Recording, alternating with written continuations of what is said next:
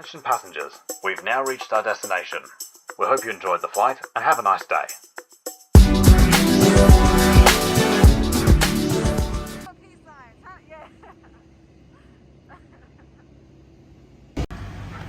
So this is how the car goes to security. There's nobody driving it. It's like a car wash. It's on the track. Just to make sure you ain't got nothing in your car. Shout out to Kigali Airport.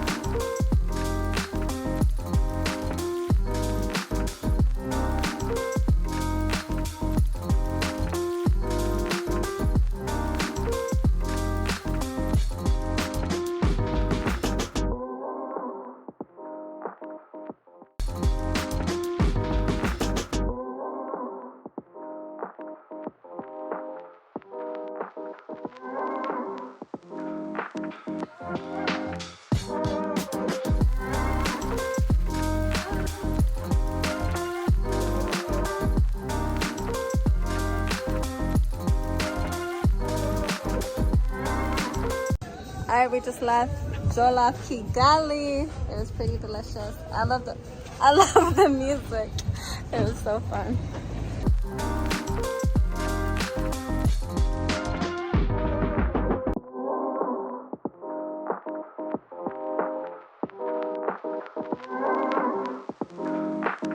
Oh yeah. That's so cool. 30 bones. I wonder how long this took to make.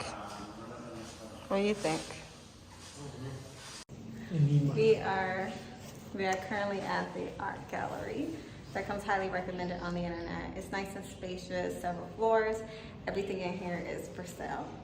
Yeah, we walked in. I think one of the owners, his name is Tim. Him and his brother have most of the art here. He's a super cool guy. Definitely come check this art out.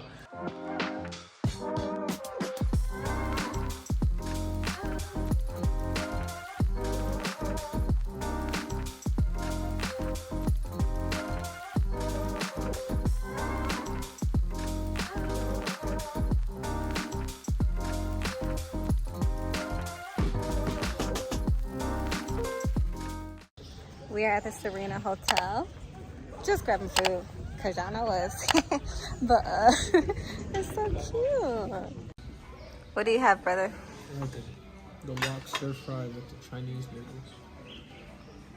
Looks delicious. Carrots, peppers, all that good stuff. And I have masala. Right now we are at the Genocide Memorial Museum here in Kigali, Rwanda. And we learned about the history of genocide in the country. And honestly, it was something that I did not have knowledge of at all.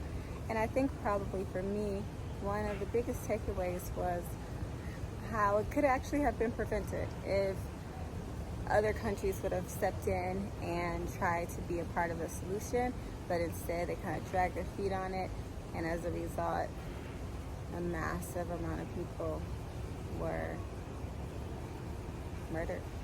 Yeah, I know. It's what's also crazy is to like realize that this only happened 3 years after I was born. I was born in 1991, and the genocide officially started in 1994. And one thing that I really like about the museum is it actually has pictures of a lot of the victims, so you're able to see their personalities. Like, yeah, see pictures of them smiling, laughing, interacting with family. It, like, allows you to feel like they're humans. Yeah, exactly. And it's just like Dom said, it's just crazy that so much of this could have been prevented. And to know that we dragged our feet, when I say we, meaning like one of the culprits was the United States that dragged their feet, and the United Nations that dragged their feet. There was a portion of the museum where you could actually watch video footage of the trials of some of the killers, and the fact that families of the victims knew their killers and could recall the exact moment when their children got taken, and watching your parents die, it's unreal. Yeah, so I just wanted to add in that oftentimes people actually would have been murdered by someone that they considered a friend or a neighbor. And so that's the part that's like even more chilling. And they have beautiful images of children prior to when they were murdered. And so they'll tell you about what happened. And a lot of times it was with a machete or literally throwing a kid on the ground or a wall. Yeah. So just imagine being close to someone and them doing that because of some government regime.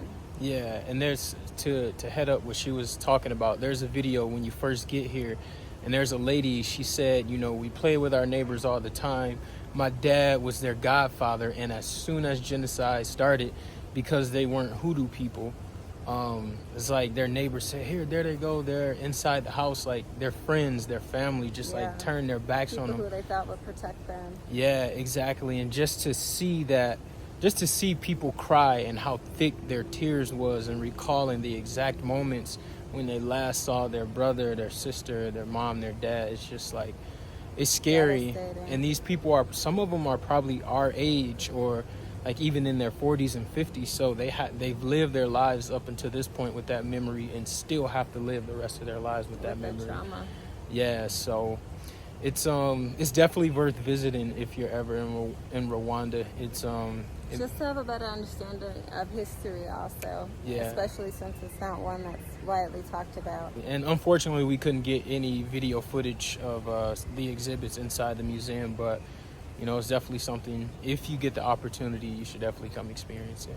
Also here, though, is where they have graves for the victims of the genocide as well.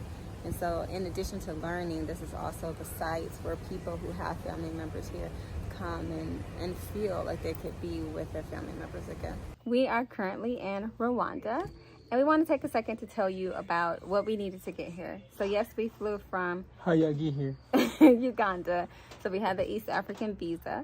In order to get the East African visa, you do need to apply online prior to coming to East Africa. And we applied with Uganda as our base. I think there are different requirements if you choose Uganda or Kampala or Kenya. Kenya or Rwanda. Yeah, so depending on which one you fly into, there are different requirements. So this part that you're listening to is for the requirements to enter Uganda in order to get the East African visa. So you needed a yellow fever vaccination certificate. It'll be like a little yellow book. What else did you need?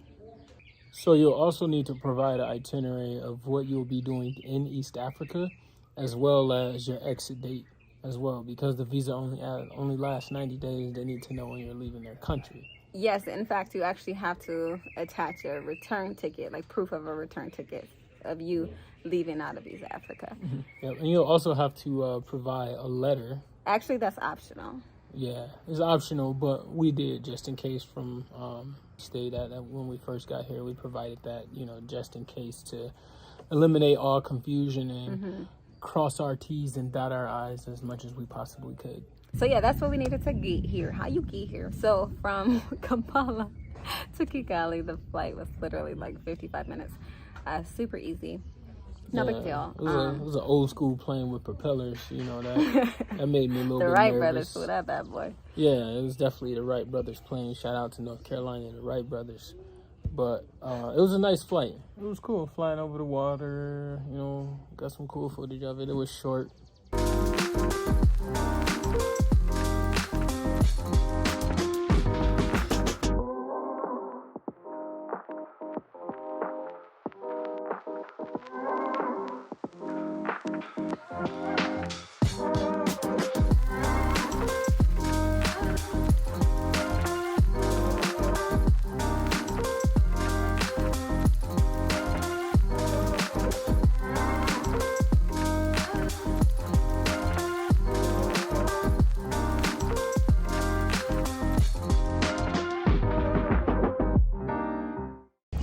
So now we are headed back to Kigali. Do you want to say bye to this beautiful lakeside? City, Lake Kivu. We'll holler at y'all later. Ciao. Okay, so we are leaving Hakuna Matata, which was a great stay, and we are headed to a boat ride off Kivu Beach.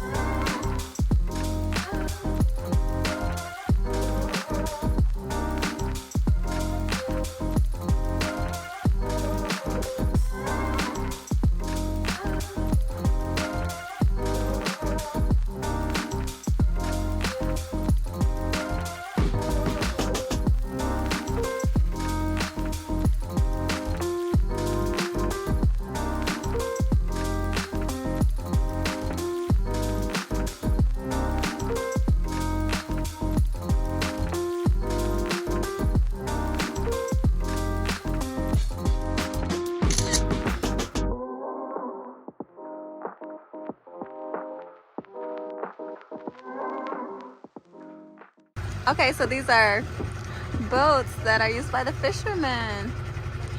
And this is a fishing market, even though, you know, vegano, pero es muy interesante. Okay, we're at the beach off of Lake Kivu. It's so very active. So much going on. Long jumps, flips, soccer, boating, chilling, connecting, laughter. It's a whole vibe, even though it's mad cold actually. I missed it. Oh, I got it. Hey. Hey. Hey. Vuba. Vuba, vuba.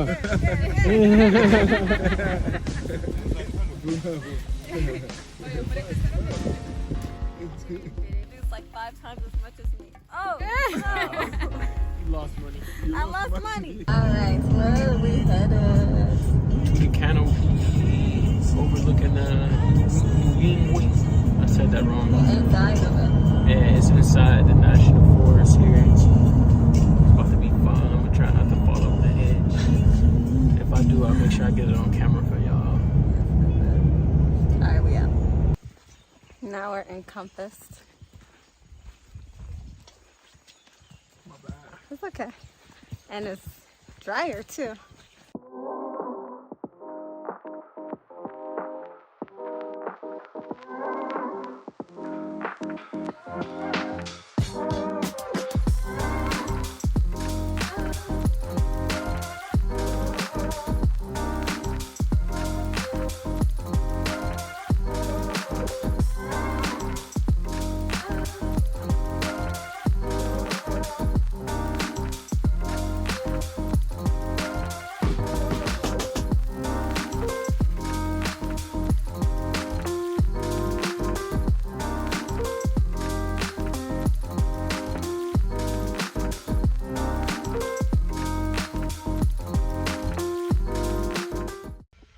So we just finished the canopy walk, which was $40 USD per person, correct? Yeah, $40. Yes, at least if you are like non-Rwandan. Exactly. You And have to pay expat prices, visitor prices. How did you feel about it? Do you think it was worth it? Oh, absolutely, it was worth it. Okay, so what you should know before you come is that make sure you dress in layers. You'll be hot, you'll be cold, and then hot and cold again. So make sure you can put clothes on, take clothes off, wear bug spray. Bug spray. If you got some like nice sturdy shoes, make sure you wear those because it's May right now and it's rainy season, so it's a little wet out there. And bring some water. We didn't. Yeah, tell everybody that. But for real, bring some water. I'm so thirsty. Yeah, have a camera. Yes. Because you definitely want to get images. It's so beautiful once you get out there. And just bring your smiling face and have a good time. Also, I would say don't check it out. So our guide was telling us that people will get there, take a photo, but they won't actually walk across the canopy walk. Guys, come on, just do it. Just do it. If we can do it, you can do it. I think we're pretty adventurous, but still, True. I still think you can do it. So just make sure if you commit to it, you do it. I mean, that's the fun part.